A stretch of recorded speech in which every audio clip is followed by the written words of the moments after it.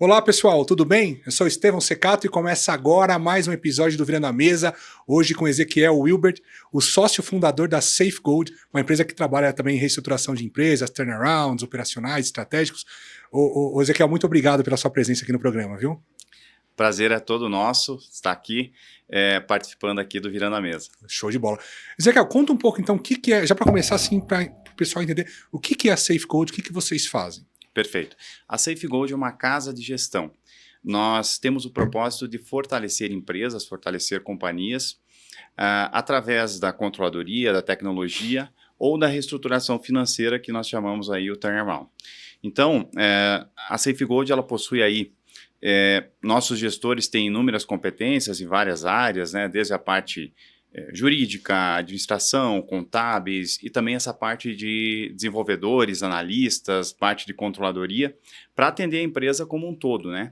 Nessa área de controladoria e na parte de reestruturação também. Vocês estão em Curitiba? Curitiba é a nossa sede, temos também algumas bases em Santa Catarina, mas a sede toda, né, o nosso QG, digamos assim, fica em Curitiba. Uhum.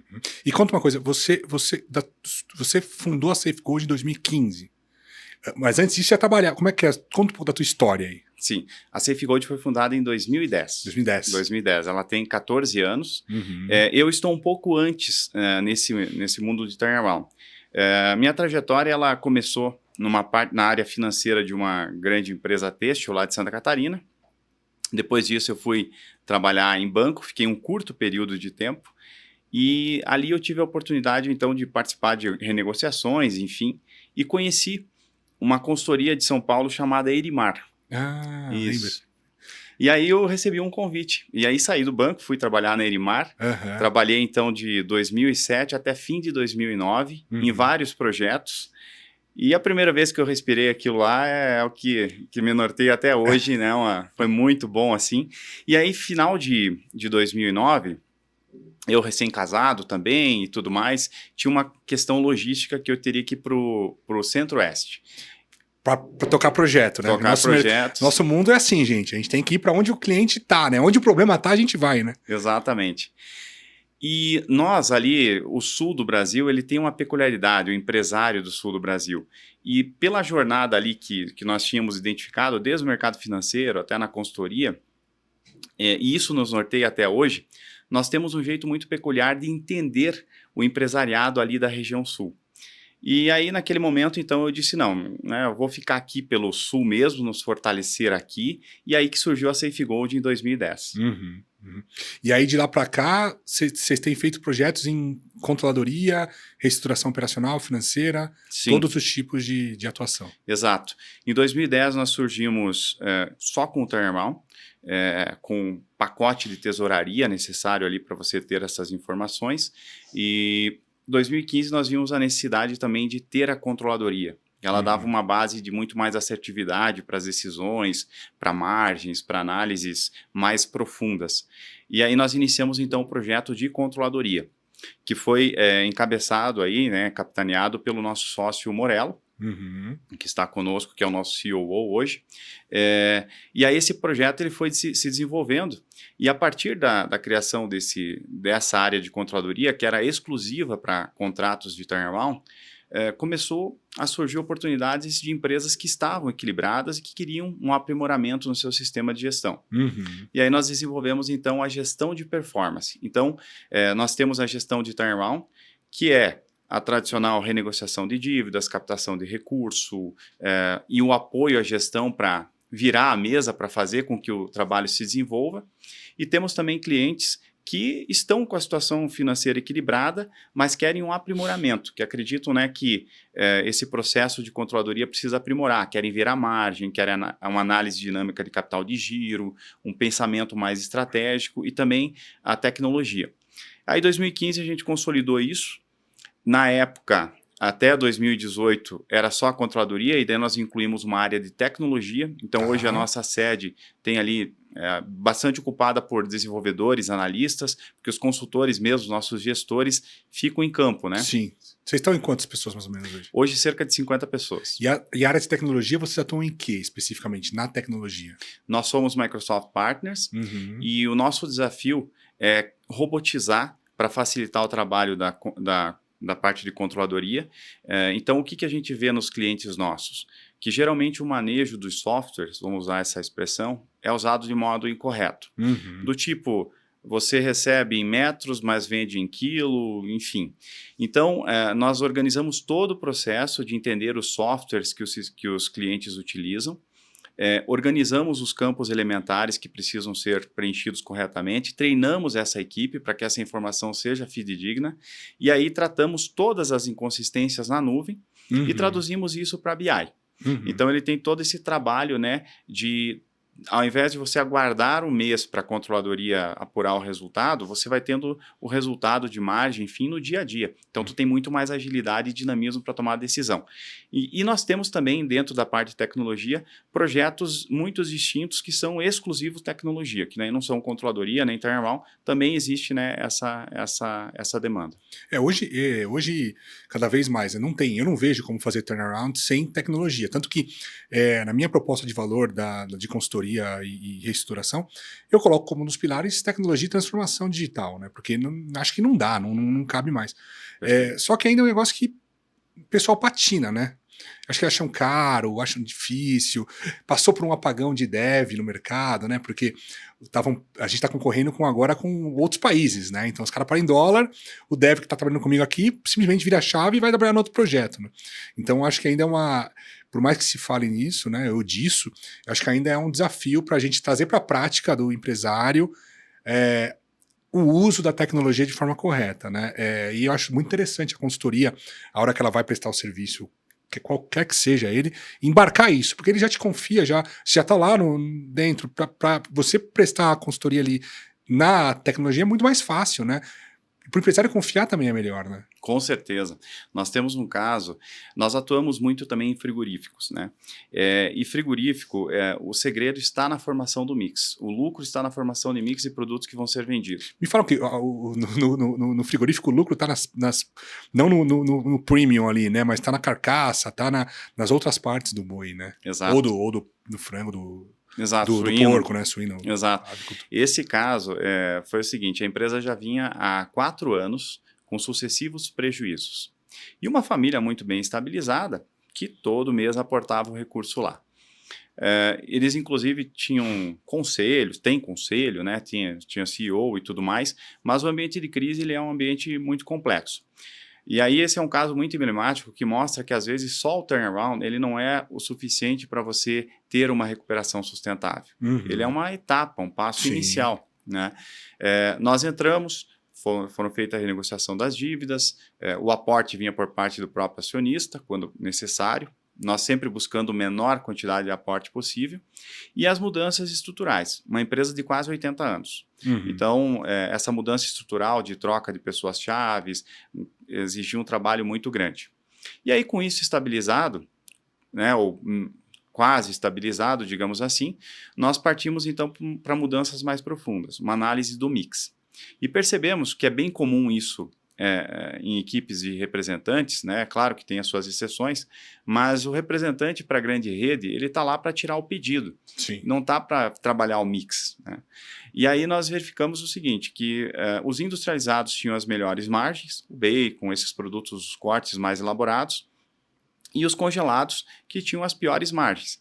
E a grande parte das vendas era o congelado, que era o mais fácil de se vender. Então, o que nós fizemos? Um arranjo de mix. Organizamos e fizemos reuniões com as equipes de venda e dissemos, olha, o ideal seria que vocês vendessem esse mix. E com esse mix, nós conseguimos aí, via custo conjunto, que foi elaborado o cálculo com a controladoria, o melhor resultado. Isso faz sentido? É viável?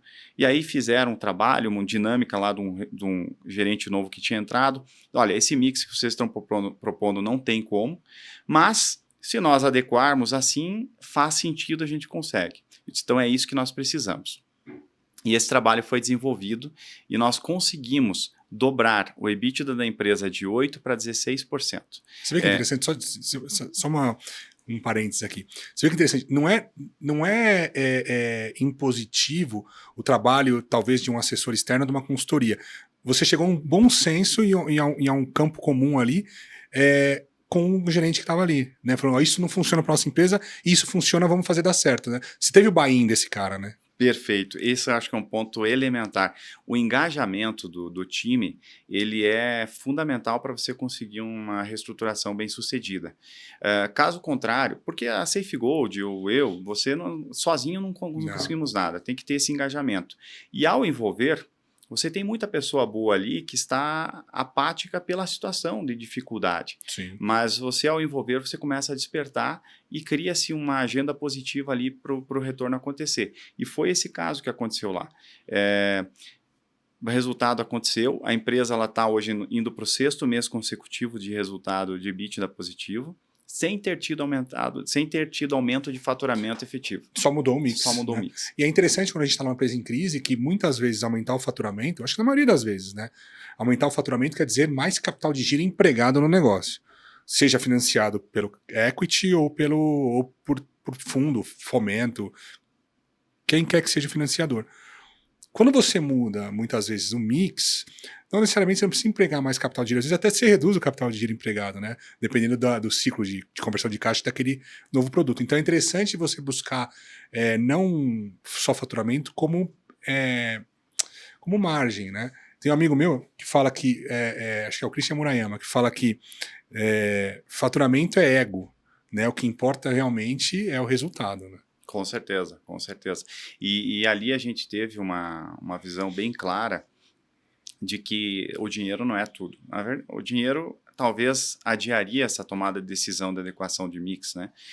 E também ficou uma visão clara que seria humanamente possível sem ter a tecnologia. Ela foi fundamental, você conseguir organizar o sistema, ter uma celeridade, senão nós levaríamos uns 6 meses para conseguir esse efeito que foi conseguido logo na arrancada, né? Então... Você acha que o efeito de ter muito dinheiro ou sócios aportando é quase que uma droga, uma cocaína que o executivo está acostumado? Se tem gente pondo dinheiro, eu vou gastar. Se tem gente pondo dinheiro, eu vou gastar.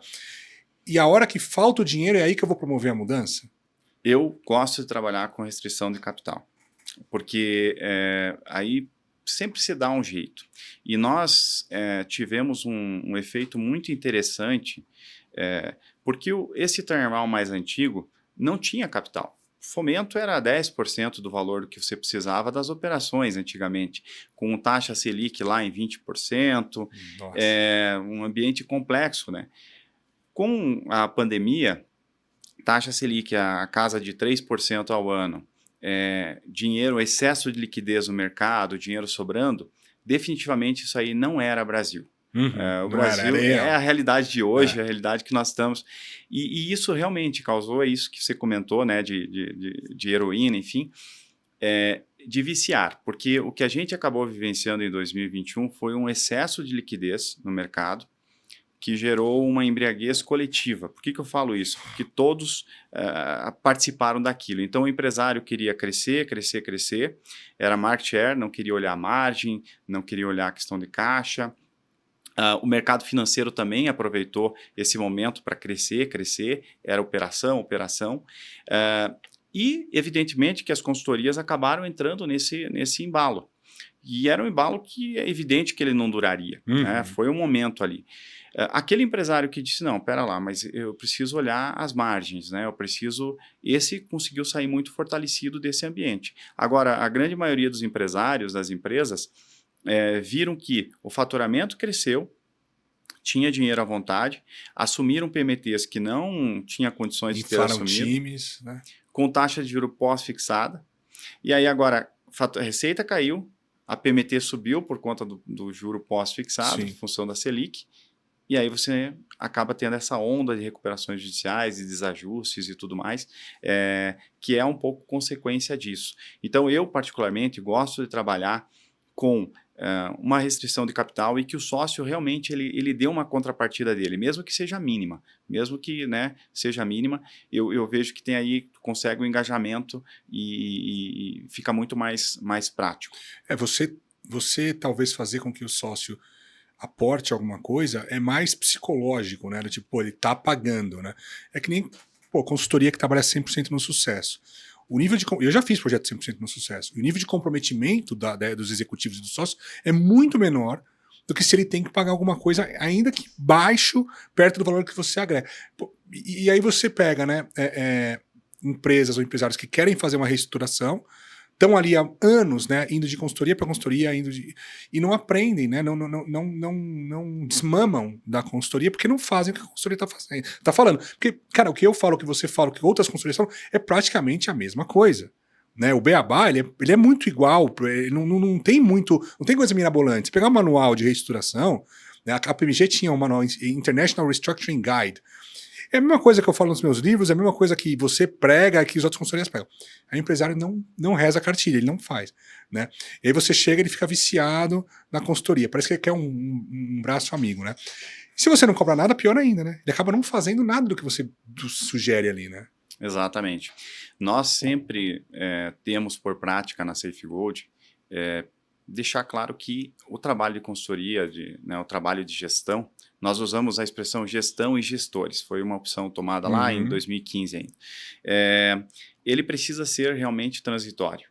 Uma empresa, ela pode até continuar com o contrato, nós temos hoje clientes com 4, 5, 6 anos aí de contrato. Mas vai mudando o escopo, né? Total, que hoje está fazendo controladoria, está fazendo BI, tem um SIG automatizado ali, mas não tem mais gestor lá dentro, né? Então, esse eu acho que é uma evolução realmente sustentável. E nós sempre dizemos o seguinte, os nossos contratos, eles são de 14 meses. 14? 14. 12 para você fazer o trabalho do escopo e 2 meses para fazer uma transição com a equipe, para ela tocar por ela própria.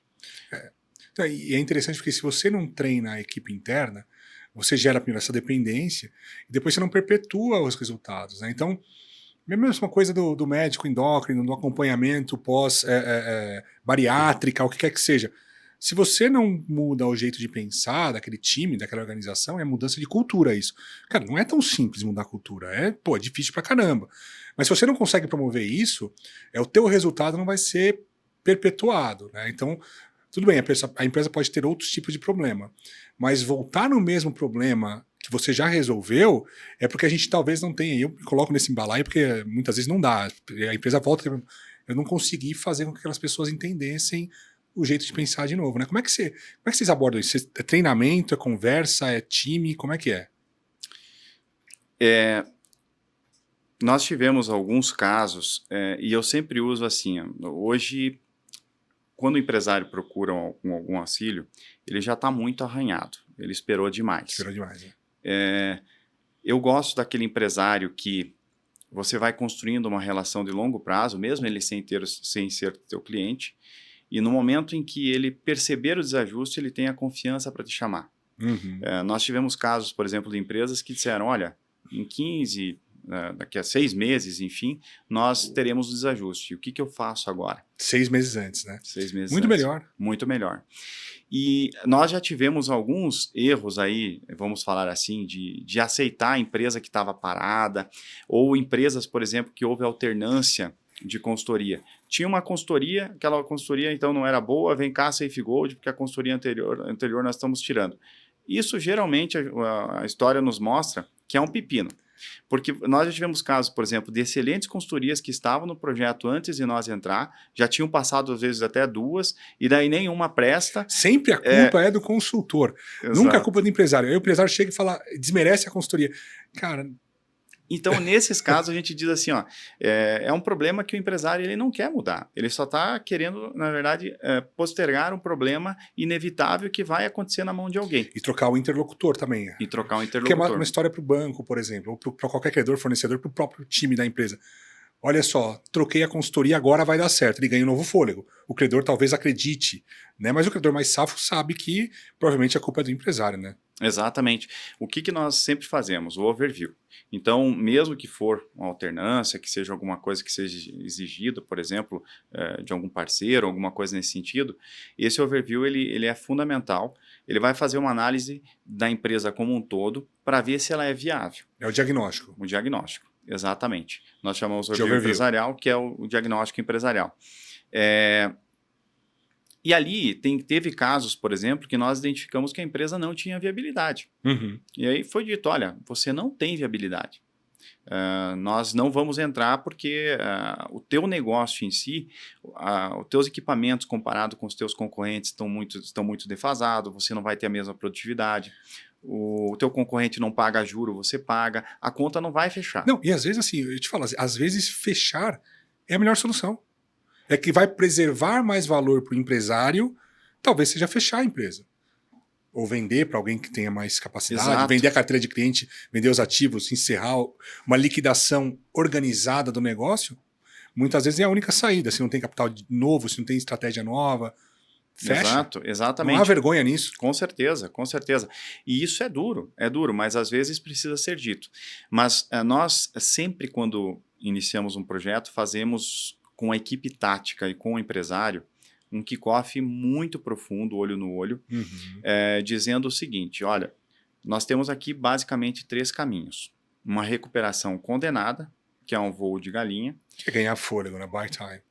Uma, que é uma recuperação que às vezes pode acontecer. Você está num setor que está numa baixa de ciclo, você vai dizer, olha, nós não vamos conseguir recuperar nesse período, mas nós ganharemos um tempo para aguardar que um fato novo aconteça. Sim. E tem aquela que é a ideal, a sustentável. E é um empresário que geralmente passa pela primeira crise e consegue uma recuperação sustentável, se torna um empresário muito melhor. Mas muito mais aprimorado e tal. Então, essa sustentável é aquele mindset. Bom, se temos que passar por isso, que seja para que nunca mais precisemos passar. Então, vamos ser os mais drásticos possíveis, fazer todas as mudanças que precisam para que a gente se reestruture e consiga, né, alçar um novo estágio. Então, essa é a mentalidade assim que a gente procura e que tem, né, dado muito certo.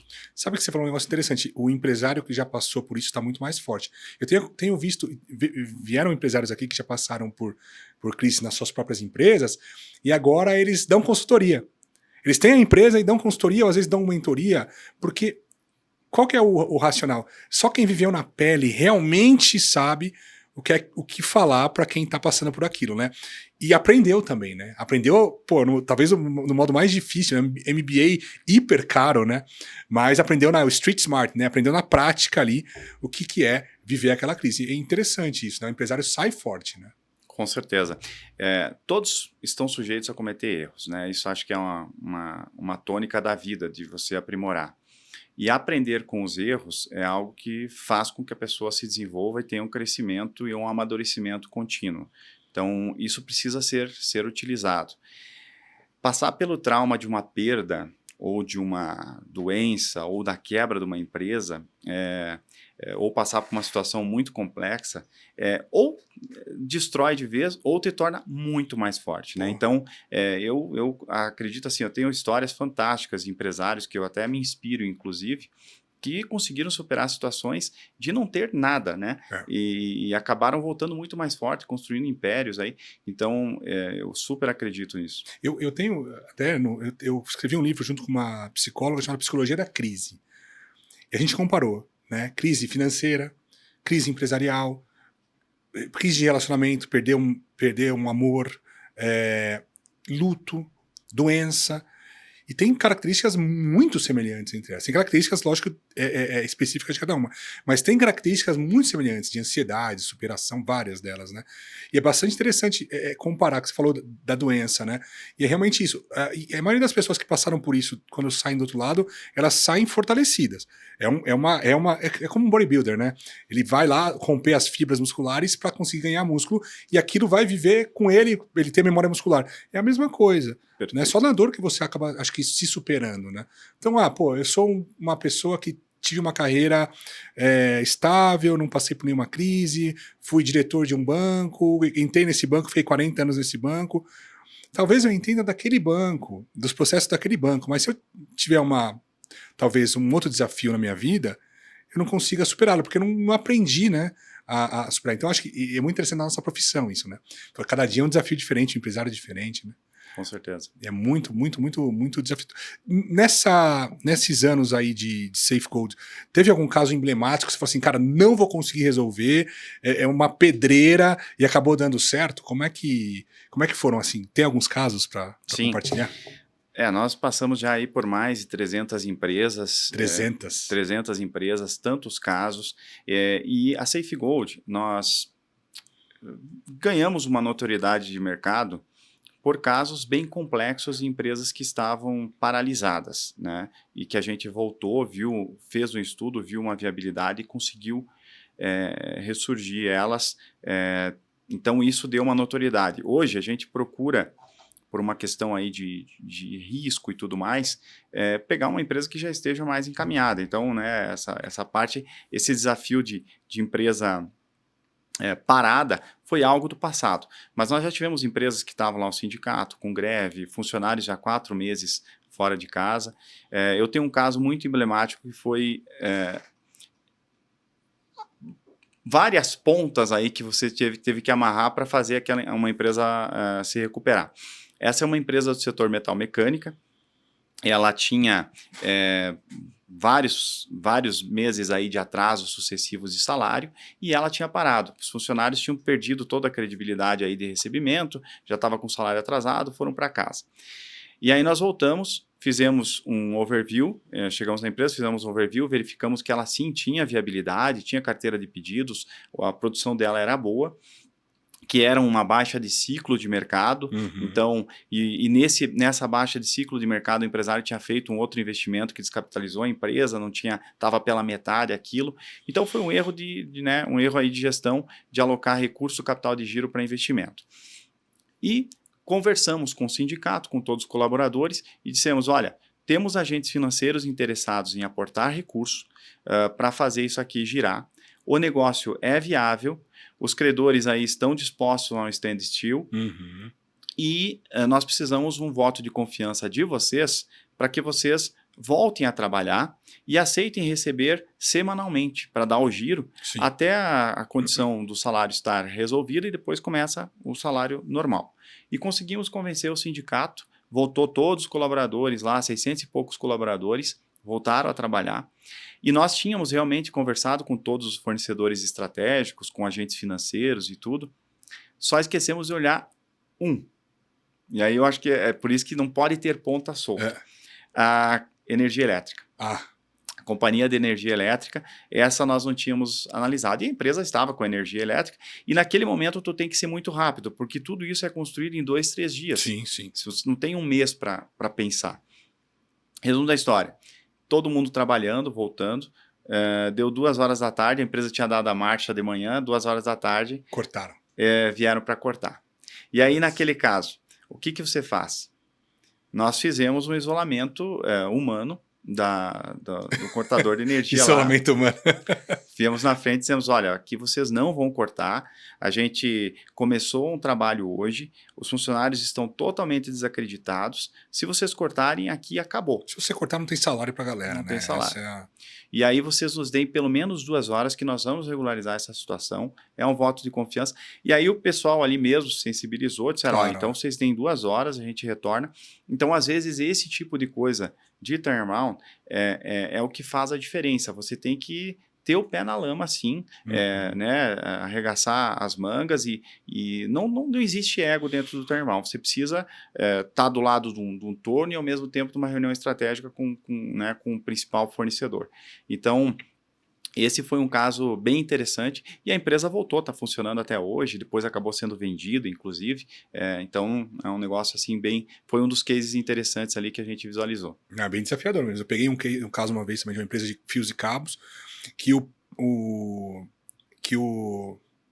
fornecedor tinha penhorado aquele fio de cobre. Tinha penhorado o fio, né? Mas tinha bobina e o fio estava enrolado na bobina. Né? Ele chegou com o oficial de justiça e falou, olha, eu vou levar embora. A gente falou, pô, pode levar.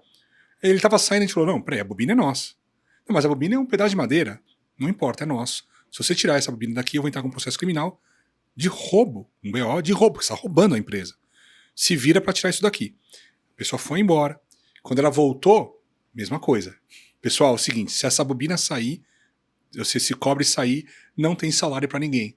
Ele não entrou na fábrica. Ele não entrou. Depois a gente acabou dando um outro jeito, virou quirografário, mas não entrou. Então, às vezes, nosso papel também é um pouco mais incisivo ali na hora, né? Porque, pô, você tá lidando com dinheiro, com pessoas, com famílias que estão precisando ali, às vezes, da tua intervenção, porque sozinhos eles não iam conseguir. Então tem um papel social interessante também de preservação do salário daquelas pessoas, né? Com E certeza. não é tão trivial, né? Porque, pô, são decisões perigosas às vezes, né? Exatamente. Eu sempre brinco o seguinte, que virando a mesa, empresa boazinha morre, não adianta. Você precisa, às vezes, ter situações drásticas, tomar decisões drásticas, porque o mercado ele é muito dinâmico, ele é um mercado, vamos dizer assim, que perdura o que for o mais ágil, mais rápido, mais adaptável, enfim. Então, é necessário medidas drásticas realmente. Às vezes você virar a mesa é fundamental. Um outro elemento que eu vejo fundamental para a gente conseguir, nós tivemos até uma escala relativamente interessante aí de projetos, né? O turnaround representava cerca de 70% dos nossos projetos, hoje está mais ou menos meio a meio, né? Mais ou menos essa proporção, ganhou muito corpo a parte de controladoria e de tecnologia, mas é uma cultura forte também. Ao mesmo tempo que você tem que se desafiar para conseguir desenvolver um turnaround bem sucedido, para você criar uma empresa de verdade, de consultoria, que é o que nós estamos mirando 20, 30 anos à frente, né? Sim. Você precisa ter uma cultura forte, até porque o próprio empresário às vezes vai assediar o teu gestor, vai existir uma situação de você precisa ter a lealdade total e a segurança de que você tem uma pessoa com um alto padrão ali de moral, né, e de dignidade, e também de zelo e compliance e tudo para tratar de números e de informações importantes, tem uma responsabilidade técnica muito grande. Se você tomar uma decisão errada ali e isso ficar evidente, você é responsabilizado por isso. Então, você está à frente daquilo. Então, a gente sempre vem fortalecendo muito a cultura. E como que se fortalece a cultura? Trazendo resultados. Então, isso que eu comento aqui dos resultados, a gente divulga também muito internamente. Olha, os gestores X participaram de um desafio fantástico, em que conseguimos um resultado para a empresa, que foi o resultado que virou a mesa aí da empresa. Aí o empresário também referenda isso, né, tem essa situação de gratidão. Então, eu acho que os cases, eles são muito bonitos, claro. Mas você também tem as suas falhas, evidentemente. E essas falhas, elas servem para uma lição de casa. O que a gente errou, onde erramos, como que poderíamos ter feito diferente e aprender. E, às vezes, os fracassos, eles são muito mais importantes para a construção de um futuro, né, do que... Com certeza. Eu acho que sim, eu já tive muito fracasso na vida, e todos os meus fracassos me fizeram uma pessoa melhor, porque aquilo eu não erro mais. Eu posso errar outras coisas, mas aquilo provavelmente não vai errar mais. Tem uma passagem interessante, eu não sei de quem, não sei onde eu li, eu não sei de onde eu li, mas que um piloto, né, de caça saiu para voar lá e quase morreu, acabou a gasolina, né, acabou a gasolina do caça, ele quase morreu, voltou para a base, e a pessoa que era responsável por abastecer ali, pô, ficou super constrangida e nem apareceu no outro dia. Mas ele falou, pô, onde você tá? Por que você não tá aqui hoje? Ele falou, mano, eu achei que você nunca mais fosse querer que eu estivesse aqui com você, porque eu errei. Ele falou assim, você é a única pessoa que eu tenho absoluta certeza que esse erro você não vai cometer nunca mais. Então você é a pessoa mais apta para estar aqui nesse momento e abastecer o meu caça, porque eu sei que outras pessoas podem cometer esse erro, mas você não. Eu acho que é muito isso, né? Aprender com os erros. Perfeito, isso é fantástico. Nós temos alguns gestores da nossa equipe que eram empresários que quebraram. Fantástico, que legal, fantástico. Que legal. E essa questão de cultura forte, ela dentro da Safe Gold até facilmente cultivada, porque o nosso propósito de fortalecer empresas é palpável. Você enxerga o resultado com muita facilidade. Diferente, por exemplo, talvez no escritório de contabilidade, alguma coisa assim que você, né, precisa... Ali não, você, olha, salvamos tantos empregos, conseguimos fazer uma empresa voltar a ter rentabilidade, conseguimos reduzir o risco de um negócio, enfim. Então, eu acho que essa parte de propósito é algo assim que tem nos norteado e tem sido combustível, né, para um time entrosado e com sincronismo. Essa parte da controladoria que é interessante também, eu vejo que nas pequenas e médias empresas ainda é um grande desafio, né? Nas médias também. Você vê mudando essa cabeça do empresário, você vê o mercado, as pessoas estando mais educadas e querendo mais tomar decisão com base em dados? Olha, o turnaround, a parte de controladoria e de BI é para nós, para os gestores. Ou pelo menos no perfil dos clientes antigos que nós tínhamos ali, né? Uhum. Que já vem mudando muito também. O empresário ele não queria saber de ver o resultado. Eu tenho um caso de um empresário que eu tenho que correr atrás dele no estacionamento para ele ver os números da empresa. Você vê o nível, assim, né, que às vezes a gente encontra. Nós tivemos um caso que até foi bem complexo. A empresa vinha vindo muito bem. Um outro caso, uma empresa que estava parada, entrou, deu uma recuperada fantástica e ela decidiu assinar um contrato gigante com uma grande empresa aí do mercado de transportes, né, de aluguéis de implementos. E, resumo da história, esse contrato teve um aumento enorme, ele não tinha reajuste, né, não tinha essa cláusula de reequilíbrio econômico, e no decorrer da construção desses produtos, que levaram aí mais ou menos 10, 11 meses, deu o efeito pandemia de tudo subir. Então, subiu o preço de aço, subiu o preço de absolutamente tudo. Ao passo que esse contrato, que era para ser um contrato até com uma margem interessante ali, a margem, na verdade, não ia ser tão boa por conta da escala, era 18% de margem, acabou dando 30% de prejuízo. E aí, o que foi feito? Vamos buscar reequilíbrio. Não, porque vem outros negócios e tudo mais, enfim. Aquela esperança sem fundamento, né? Exato. E é óbvio, é difícil negociar com esses grandes conglomerados, né? Enfim, e você tem que cumprir o contrato. E aí chegou um determinado momento que o resultado ele era apurado de forma gerencial pela própria empresa. E aí, como o resultado estava tão ruim, simples, se resolve. Para de apurar o resultado.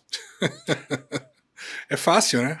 Aí, nesse momento, tu tem a clara visão de que, às vezes, quando o empresário está se afogando com uma boia ali para lançar, ele não se preocupa com o restante. Mas nem por isso você tem que deixar de fazer a controladoria. É necessário, porque ela é um balizador, mesmo que talvez para o empresário não seja a prioridade dele, é um balizador para a nossa equipe, para ver se está indo para o caminho certo. Claro. E nós tivemos casos de empresários, por exemplo, que não olhavam para aquilo, ele queria a sobrevivência e depois ele começou a ver a importância.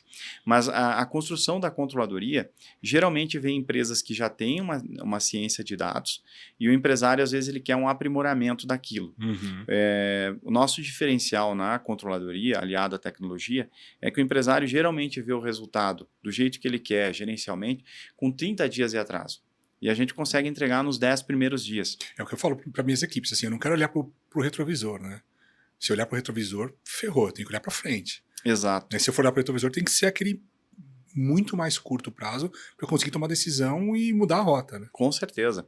E além de você conseguir olhar alguns indicadores estratégicos dia a dia, ou semana a semana, né? À medida que vai acontecendo. Então, vem mudando muito. Né? Vem mudando muito essa questão de ciência de dados, de consciência de dados, mas é um perfil muito, muito específico, direcionado ali para melhoria de performance. Isso é interessante, né? O empresário, eu acho que quando ele não olha a controladoria, ou quando ele não olha os números, ele está na fase de negação. É muito mais cômodo não ver nada. Tipo, não quero ver isso hoje, não tô com cabeça, aí semana que vem não tô com cabeça de novo, e a pessoa vai ignorando os fatos, isso potencializa muito mais a crise, né? Quanto antes eu identificar e tomar decisão, eu não protelar, não me enganar, mais rápido eu vou conseguir resolver, né? O buraco tá aumentando. Tinha uma frase que eu falava para uma empresária, depois a empresa dela, a gente saiu, depois de uns 5 anos ela pediu falência. Mas eu falava para ela, o seguinte, olha, você tem um abismo a 10 passos, por que você está dando o primeiro passo? Vão sobrar só 9 passos. Você está dando o segundo, o terceiro, daqui a pouco tem um passo, você morreu. Né? E a pessoa não toma a decisão. Né? Então, eu acho que muitas vezes, se eu não tenho dado, eu vou tomar a decisão chutando. Então, não é decisão, é chute. Eu prefiro ir para Las Vegas, né, do que fazer isso. Eu vou jogar a carta, é a mesma coisa, é bingo, é cassino. E se eu ignoro, né, eu tô sendo leviano, eu tô sendo infantil até, né? Mas é psicológico isso, né, Ezequiel? É psicológico, a pessoa não consegue, ela tá travada. Né? Como é que você destrava uma pessoa dessa? Eu vejo que são etapas. Às vezes se ele é algo que tem que vir de dentro para fora, o empresário ele tem que querer. Se ele não quer, vai entrar para aquela classe de mera sobrevivência. Aí o que você precisa fazer? Trabalhar o quanto dá e depois fazer uma transição. E aí vai acontecer isso que aconteceu com esse caso que você comentou. Fatalmente depois vai precisar de novo, vai, né, quebrar. Agora, o que nós estamos trabalhando nos empresários? Ele às vezes está tão atolado no problema que para ele só quer sair do problema e ele não quer dar o segundo passo. E a gente diz o seguinte, que às vezes o que deu certo do 1 ao 5 não vai fazer a empresa dele durar do 5 ao 10, ele precisa focar em caixa. Então nós estamos focando muito em caixa. Eu tenho um caso de uma empresa também metalmecânica de Santa Catarina, ela teve um sério problema, ela 50 anos fazia a vida toda equipamentos para a indústria moageira. Em 2013 ela foi assolada aí por produtos chineses. Qual que era a dinâmica de mercado dela que durou aí por 50 anos? Existe a Biller, que é a principal de mercado alemã, que tem inovações e um preço altíssimo, e eles faziam o seguinte, eles tentavam ver as tendências da Biller e tentar produzir igual, com a mesma qualidade, uma qualidade espetacular, só que com a metade do preço da Biller. Então, um público A só compra a Biller. Um perfil C de clientes no mercado nacional comprava o deles, porque queria a qualidade Biller, mas pela metade do preço. Fabricante nacional, fazia financiamentos pelo BNDES, prazos alongados e tudo mais. E uma classe C que queria preço e preço. E aí era a China. E aí a China, a gente fez inclusive uma rodada, nós fomos visitar indústrias na China, na Alemanha, na Turquia, porque para tentar entender o mercado, isso fez parte do overview à época. A China começou a trazer produtos que eram 30% do valor do produto do nosso cliente. Então, uma máquina lá, por exemplo, um planchister, que é um tipo de equipamento, que ele vendia R$300 mil, o chinês chegava aqui por R$100 mil. Já internalizado. Já internalizado. Então, o empresário que tinha capital, ele dizia, eu vou comprar 3 e deixo 2 estocados. Se estragar um, eu corro com o outro. E aí a situação se agravou quando empresas nacionais começaram a importar esses produtos, montar aqui, fazer algum pouco de elaboração e colocar a placa Made in Brasil e credenciar no BNDES, que aí você conseguia habilitar o financiamento. Aí foi a derrocada. O que a gente fez? Teve que reinventar totalmente a empresa. A empresa, assim, ela realmente quase parou, não tinha carteira de pedidos, e aí entrou na recessão de 2014, 15, 16, então os empresários não estavam investindo. Ela fez uma parceria estratégica com uma empresa turca, que nós visitamos, e para importar máquinas turcas, ela chegou à seguinte conclusão: não tenho como competir com os chineses em produção em série. Então, tudo que eu faço em série, eu não vou mais produzir, eu vou comprar de um fabricante maior de fora que tenha competição. E não quero saber de chinês, vou pegar o turco que tem a mesma qualidade e vende também, tem uma entrada muito boa na Europa. E acabou trazendo essa parceria. E aí, fazer o que agora? Porque vou virar comércio, vou desativar minhas indústrias. Aí tivemos um insight na Alemanha, que visitamos indústrias lá, que tem a mesma carga tributária brasileira, mão de obra mais cara, e para eles disseram que estranho vocês estarem sofrendo com os chineses. Para nós são os melhores clientes, inclusive é eles que estão sustentando o nosso crescimento de país aqui de 3,5%, a Alemanha crescendo 3,5% puxado pela indústria e a Europa toda crescendo negativo, não tendo crescimento.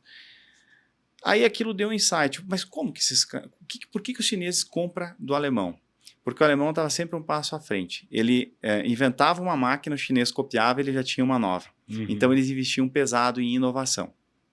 Aí esse insight veio, disse, olha, vamos fazer plantas customizadas que para o chinês conseguir fazer, ele precisa mandar um engenheiro chinês, fazer o projeto, fazer todo o detalhe e tudo mais, e vocês têm que essa condição. Né? E aí foi feito toda uma reengenharia, de importar máquinas para vender e fazer só projetos customizados. E aí a empresa conseguiu a customização exige uma presença de uma equipe local, de técnicos e fazer o projeto, defender esse projeto técnico. Quando o cliente dá ok, daí sim você vai para suas máquinas, produz e entrega com a chave na mão. Então, ali foi conseguido com as duas principais marcas de café em cápsulas hoje do Brasil. As duas plantas foram feitas por esse cliente nosso.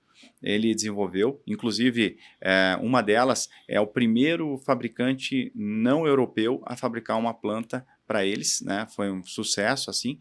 Então hoje praticamente quase todos os cafés e cápsulas que tem hoje no Brasil as fábricas foram feitas por eles. Setor farmacêutico ele começou a entrar também. Então ele disse assim: eu não sou mais fábrica de moinho, eu sou fábrica de equipamentos para a indústria alimentícia, indústria química, o que precisar que lida com sólidos. Eu tenho a expertise para desenvolver. A empresa hoje... uma mudança do modelo de negócios, né? Eu acho os turnarounds mais interessantes essas mudanças de modelo de negócio. São os mais interessantes. Exato. Hoje a empresa exporta para 40 países. E aí o que a gente começou a fazer? Caixa. Vamos reforçar a caixa. Reforça a caixa, vamos liquidar antes. Ela teve que entrar em RJ. Vamos liquidar antes a recuperação judicial, fortalecer caixa. Teve uma situação de um concorrente que começou a copiar, e naquela oportunidade, a empresa com caixa, esse concorrente assediou os principais clientes, ele montou uma excelente estrutura, uma estrutura com máquinas novas, mais enxuta, só que não tinha o essencial, que era o caixa. E aí esse cliente nosso, então, concedeu o dobro de prazo para os principais clientes que foram assediados, e os clientes, não, ok, eu não vou conseguir chegar no preço deles, mas vocês já conhecem nós há mais de 50 anos, e esse novo está se provando, será que os produtos dele vão durar? Então você tem a opção, o que está ao meu alcance? É facilitar o pagamento para você. E aquela outra empresa, inclusive algumas máquinas foram absorvidas por esse cliente, ela deixou de existir. Então vocês vejam o poder do caixa. Então aqui a gente viu dois casos, uma empresa que estava de joelhos porque não tinha o caixa e que alguém poderia ter feito isso a ela, e aí ela teve toda uma jornada de crescimento, conseguiu o caixa e conseguiu neutralizar um concorrente que estava ali, né, querendo se desenvolver. Então o mundo dos negócios ele é muito dinâmico. Empresas de turnaround, à medida que os mercados vão se consolidando, a gente vê aí várias grandes empresas comprando menores, o turnaround também vai ficando mais desafiador. Sim. Antigamente era mais, né, um pouco mais fácil. Era mato alto, né? Agora nem tanto, né? Então você precisa ter esse foco de pensar o turnaround virou estratégico. Sim. Né? Ele virou mais estratégico ainda do que ele já era. Então, Perfeito. são desafios. Muito bom, Ezequiel. Obrigado, viu? Eu que agradeço. Muito obrigado. Aí. Sempre bem-vindo aqui. Obrigado, Estevão. Pessoal, muito obrigado. Chegamos ao final de mais um episódio e até a próxima.